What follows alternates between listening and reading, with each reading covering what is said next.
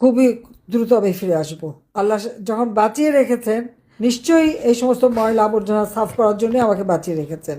কিভাবে আন্দোলন করতে হয় আর কিভাবে দাবি আদায় করতে হয় সেটা আমরা জানি। আওয়ামী লীগকে নিষিদ্ধ করবার তাদের কোনো রাইট নাই, কোনো অধিকার নাই।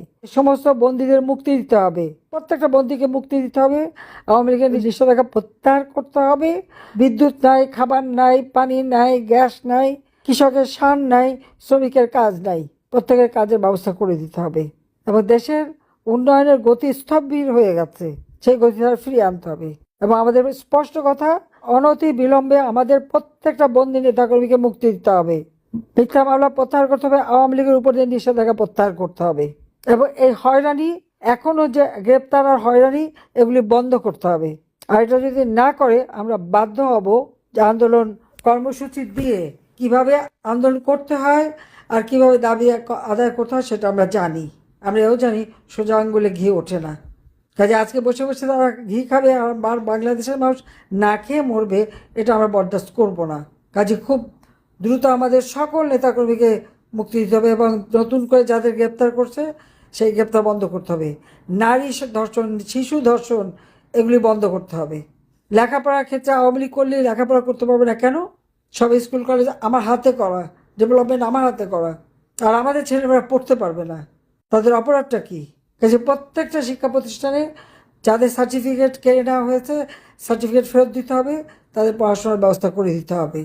এবং তা যদি না করা হয় তা দিন একদিন আসবে। আর এর এর কীভাবে এর ব্যবস্থা নিতে হবে সেটা আমরা জানি। 2009 সালে ক্ষমতায় এসে আমরা কিচ্ছু বলিনি। 2001 সালে যেভাবে আমার নেতাকর্মীদের হত্যা করা হয়েছিল, অত্যাচার হয়েছিল, আমরা তো কোনো প্রতিশোধ দিতে যাইনি, জনগণের উন্নয়নের দিকে নজর দিয়েছিলাম।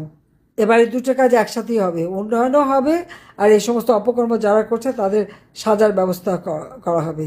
আজকে পুলিশ, সেনাবাহিনী, সরকার অফিসার আর আমাদের নেতাকর্মী তো আছেই, সকলের উপর জুলুম, অত্যাচার, মিথ্যা মামলা, হয়রানি, এই হয়রানি অনতিবিলম্বে বন্ধ করতে হবে।